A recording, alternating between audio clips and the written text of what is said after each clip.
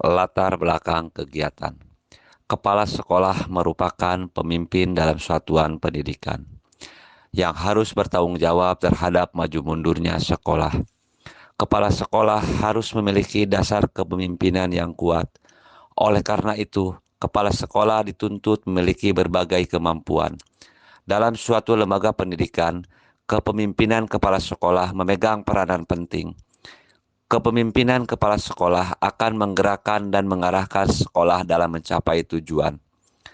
Untuk menjamin mutu sekolah, maka diperlukan seorang kepala sekolah yang memiliki komitmen dengan hasil kerja minimal baik. Hal ini mengisyaratkan pentingnya pengandaan program yang mendukung terwujudnya kinerja kepala sekolah yang memenuhi standar tersebut. Assalamualaikum warahmatullahi wabarakatuh. Bapak dan Ibu, alhamdulillah pada hari ini kita bisa berkumpul dalam kegiatan evaluasi penerapan budaya positif pada institusi yang sudah kita lakukan di sekolah kita. Ada beberapa hal yang ingin saya sampaikan terkait evaluasi kegiatan budaya positif yang sudah kita lakukan selama ini. Di antaranya Bapak dan Ibu, sebagai penguatan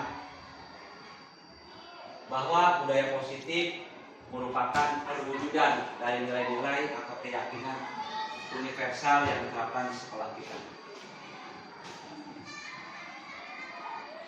Adapun nilai-nilai tersebut merupakan nilai-nilai kebajikan yang ingin dicapai oleh setiap anak di Indonesia. Begitu juga peserta didik yang ada di lingkungan SD kita, yaitu SDN 3 Karujaga. Yang mungkin sering kita kenal dengan istilah profil pelajar Pancasila. Ada 6 dimensi terkait profil pelajar Pancasila. Yang pertama, beriman bertakwa kepada Tuhan Yang Maha Esa dan berakhlak mulia. Yang kedua, mandiri. Yang ketiga, bernalar kritis. Yang keempat, berkebinekaan global. Yang kelima, bergotong royong. Dan yang keenam, kreatif. Adapun restitusi yang sudah kita lakukan sebagai penguatan, mengingatkan kembali bahwa restitusi merupakan proses menciptakan kondisi bagi murid untuk memperbaiki kesalahan mereka sehingga mereka bisa kembali pada kelompok mereka dengan karakter yang lebih kuat. Restitusi juga merupakan proses kolaboratif yang mengajarkan murid untuk mencari solusi untuk masalah mereka dan membantu murid berpikir tentang orang seperti apa yang mereka inginkan menjadi tujuan mulia dan bagaimana mereka harus memperlakukan orang lain. Nah, di sini ada beberapa ciri restitusi yang sudah kita lakukan. Yang pertama, bahwa restitusi ini bukan untuk menebus kesalahan, namun untuk belajar dari kesalahan. Yang kedua, memperbaiki hubungan baik antar siswa ataupun siswa dengan guru ataupun guru dengan kepala sekolah ataupun dengan warga sekolah. Yang ketiga, bahwa restitusi ini merupakan tawaran bukan paksaan. Yang keempat, bahwa restitusi menuntun untuk melihat ke dalam diri. Yang kelima, restitusi mencari kebutuhan dasar yang mendasari tindakan. Yang keenam, bahwa restitusi diri adalah cara yang paling baik. Yang ketujuh, restitusi fokus pada karakter bukan tindakan. Yang kedelapan, restitusi fokus pada solusi. Dan yang terakhir, yang kesembilan, bahwa restitusi mengembalikan murid yang berbuat salah pada kelompoknya. Jadi artinya di sini bahwa restitusi ini, terutama poin 9, kita bukan untuk menghukum orang yang salah, tetapi mengembalikan siswa kepada kelompoknya supaya mereka sadar apa yang mereka perbuat, yang mereka lakukan adalah sebuah kesalahan. Selanjutnya di sini Bapak dan Ibu, kita sudah menerapkan sebuah peraturan kelas atau yang dikenal dengan kesepakatan kelas. Setiap kelas ada peraturannya. Dari peraturan di sini kita lihat lingkarannya. Lingkaran kecil dari peraturan akan membentuk sebuah lingkaran yang lebih besar, yaitu keyakinan kelas. Mereka akan sadar dalam peraturan itu ada sebuah keyakinan. Setelah munculnya sebuah keyakinan, maka akan lingkarannya pun akan lebih luas, yaitu lingkungan positif. Setelah lingkungan positif, maka terciptalah budaya positif. Maka lingkarannya lebih besar. Nah, inilah karakter-karakter yang sudah kita tanamkan di sekolah kita.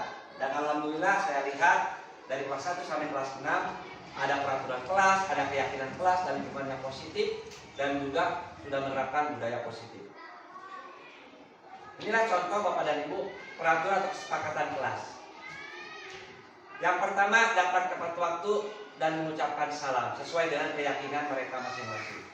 Yang kedua, menjaga kebersihan sekolah. Saya periksa kemarin tidak ada sampah yang berserakan di kelas ataupun di kolong mejanya.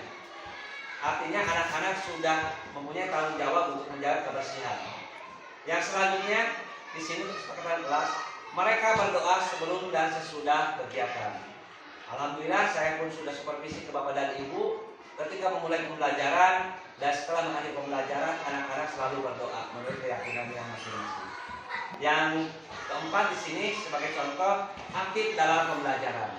Alhamdulillah dengan pembelajaran ini anak-anak antusias untuk bertanya, mempertanyakan hal-hal yang mereka kurang pahami.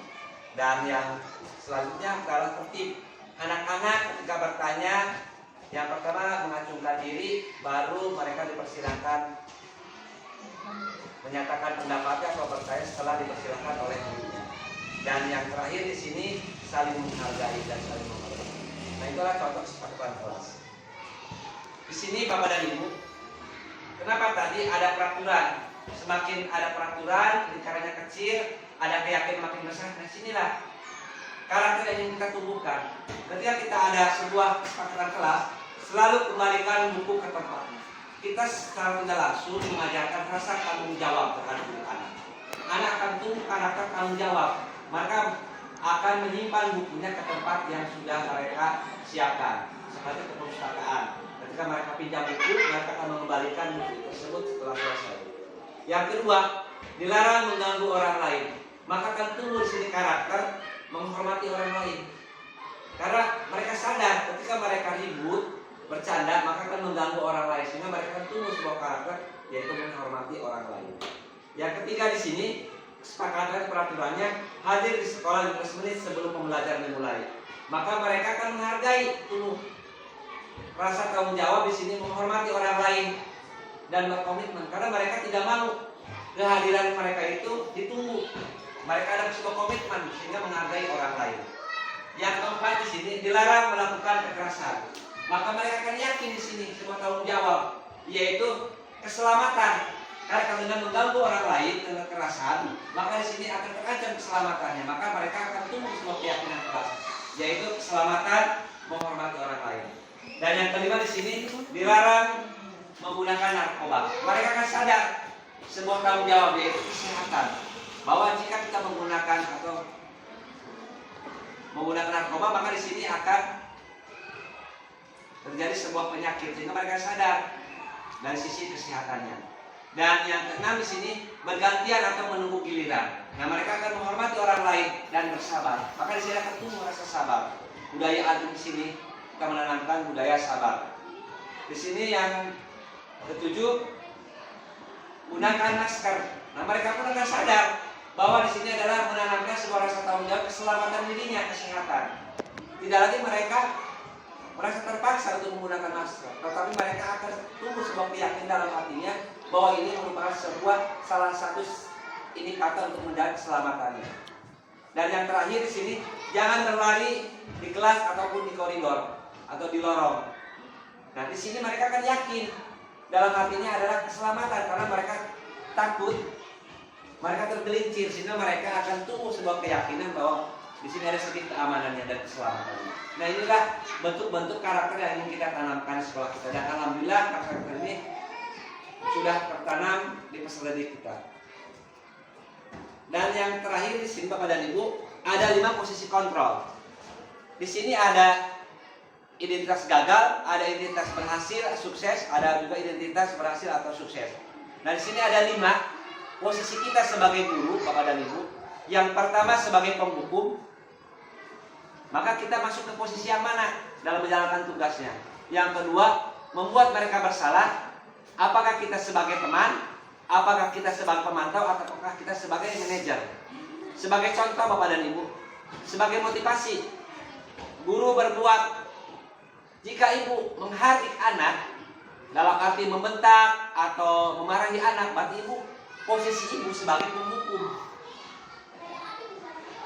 Ketika anak berbuat salah, bapak ibu langsung memarahi anak, tapi kapasitas ibu dalam posisi kontrolnya adalah sebagai penghukum. Dan saya harapkan sebetulnya ini tidak atau jangan pernah terjadi di kita. Yang kedua di sini, bapak ibu akan menceramah. Ketika ibu memposisikan diri, membuat orang merasa bersalah, maka ibu akan menceramai mereka bahwa apa tindakan mereka itu salah, diceramahi. Nah, berarti bapak ibu berbuat di sini sebagai kapasitasnya membuat orang atau merasa bersalah. Nah, sementara di sini yang ingin saya harapkan bapak dan ibu dalam menerapkan 5 posisi kontrol ini ada di posisi baik teman, pemantau ataupun manajer. Sebagai teman, bapak dan ibu tidak akan menghardik, tidak akan menceramahi, tetapi bapak ibu akan bertanya dari hati ke hati, menanyakan kenapa anak bisa berbuat seperti itu. Maka bapak ibu memposisikan diri sebagai teman. Maka ketika memposisikan diri sebagai teman, maka anak-anak akan terbuka kenapa mereka berbuat hal yang seperti itu. Yang kedua, sebagai pemantau, bapak dan ibu menghitung langkah-langkah bapak ibu ini apakah akan berhasil, apakah tidak, dan juga akan mengukur sejauh mana tindakan bapak dan ibu yang sudah dilakukan, sehingga anak itu kenapa bisa berbuat seperti ini, anak itu bisa berbuat kesalahan, apakah ada pengukuran yang ibu salah, indikator yang ibu terapkan seperti apa. Di sini ada pengukuran. Dan yang terakhir di sini adalah sebagai manajer. Ini yang saya harapkan, yang paling saya harapkan adalah bapak dan ibu ketika mendapati anak berbuat salah, bapak dan ibu memposisikan diri sebagai manajer, yaitu mengajukan sebuah pertanyaan-pertanyaan yang mereka sadar dari pertanyaan-pertanyaan itu mereka berbuat salah, tetapi mereka juga menemukan solusinya. Karena kita restitusi mengembalikan anak kepada kelompoknya. Sebagai contoh di sini sebagai manajer, ketika bapak ibu melihat seorang anak A menjamret seorang anak B, sehingga putuslah tali kancingnya. Ketika ibu menemukan hal seperti itu, bapak ibu harus bertanya, jangan menghukum, langsung kamu salah atau menceramai, perbuatan kamu ini salah. Tapi ibu boleh bertanya hati ke hati sebagai teman ataupun memantau kenapa perlakuan ini terjadi, atau ibu mengajukan mereka sebagai manajer. Yang saya harap sebagai manajer, bapak ibu bertanya kenapa kamu berbuat ini. Yang kedua, ibu tanyakan keyakinan kelas, bahwa kita itu mempunyai keyakinan kelas bahwa tidak boleh kekerasan, sehingga mereka akan sadar berbuat salah, sehingga mereka akan bertanya dalam dirinya, saya akan bertanggung jawab mengganti kancingnya. Nah, mengganti kancing dari sini bapak dan ibu akan apa? Bukan berarti mengganti membeli baju lagi, tetapi mereka akan diajarkan apa? Bagaimana cara menjahit kancing ini. Maka kita akan mengajarkan anak ini mengganti kancing dengan cara mereka berbuat menggantinya dengan menjahitnya. Dan kita sebagai gurunya, sebagai pemantau nanti mengajarkan atau sebagai manajernya bagaimana cara menjahitnya, sehingga mereka akan tumbuh rasa tanggung jawab dan juga mereka akan tumbuhnya rasa kepercayaan diri. Jadi ketika anak diperlakukan tidak adil, maka ada sebuah keadilan yang kita berikan, yaitu ganti rugi. Nah, inilah 5 posisi kontrol. Nah, ini bapak dan ibu ada 3 restitusi. Yang pertama, kita menstabilkan tindakan. Artinya kita semua akan melakukan hal yang terbaik yang bisa kita lakukan. Artinya setiap anak atau setiap manusia itu pasti berbuat salah. Itu adalah sebuah kodratnya manusia. Pasti ada sebuah kesalahan yang mereka lakukan. Kita aja orang dewasa pasti melakukan sebuah kesalahan. Tetapi tugas kita sebagai guru bagaimana menstabilkan bahwa kesalahan itu jangan sampai terulang kembali. Yang kedua, kita jangan sampai menghukum, tapi kita validasi dulu datanya. Kenapa mereka berbuat salah? Jangan sampai kita ketika ada laporan, Pak, saya dijelek oleh si B, jangan sampai kita langsung menghukum si B. Tetapi kita validasi dulu kebenarannya. Yang terakhir adalah di sini menanamkan keyakinan kelas. Tadi yang sudah kita buat adalah peraturannya bahwa perbuatan ini salah, kekerasan ini. Karena apa? Akan tumbuh sebuah keyakinan, yaitu keselamatan. Ini segitiga restitusi yang akan kita lakukan dan ini sudah diterapkan oleh kita. Selanjutnya Bapak dan Ibu, nah inilah contoh-contoh dari budaya positif yang sudah kita terapkan sesuai dengan program Praja Pancasila, beriman dan bertakwa. Nah inilah salah satu pengajian yang sering kita lakukan setiap hari Jumat. Setiap hari Jumat kita melakukan sebuah pengajian ceramah.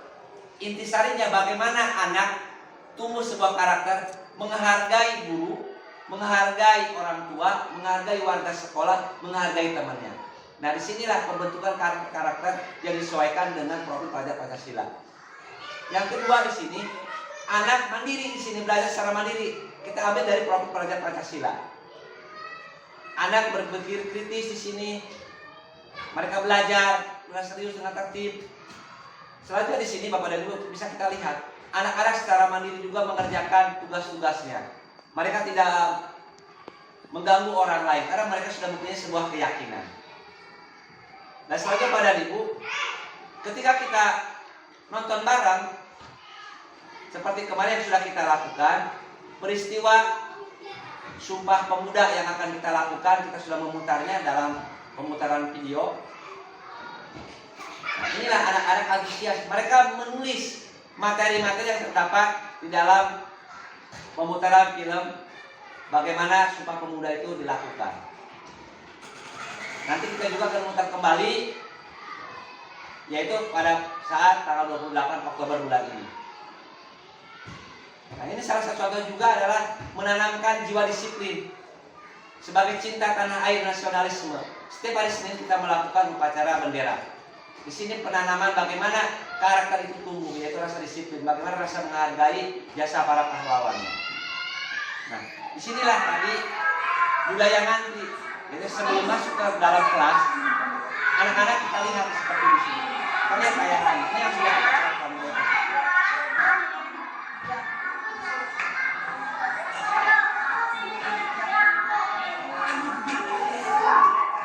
Inilah anak-anak diperiksa punya kebersihannya, antri untuk masuk ke dalam kelas.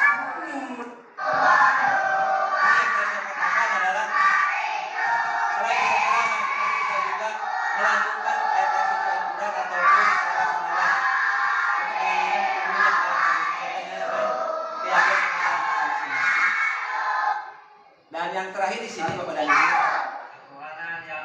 setiap hari kita melakukan upacara bendera. Ini sebagai contoh yang sudah kita lakukan. Dan mungkin Bapak dan Ibu itu saja, saya hanya evaluasi bahwa sesungguhnya kita itu sudah menerapkan budaya positif. Yang saya inginkan ke depan adalah tingkatkanlah budaya positif kita, yang kita tumbuhkan. Hal-hal yang positif itulah yang harus kita lakukan. Sehingga SDM 3 Kalori Ajar ini mempunyai sebuah karakter. Yang saya inginkan adalah karakter yang tumbuh dan disesuaikan dengan profil pelajar Pancasila. Mungkin itu saja Bapak dan Ibu.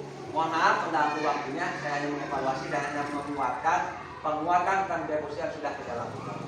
Saya tutup. Wassalamualaikum warahmatullahi wabarakatuh.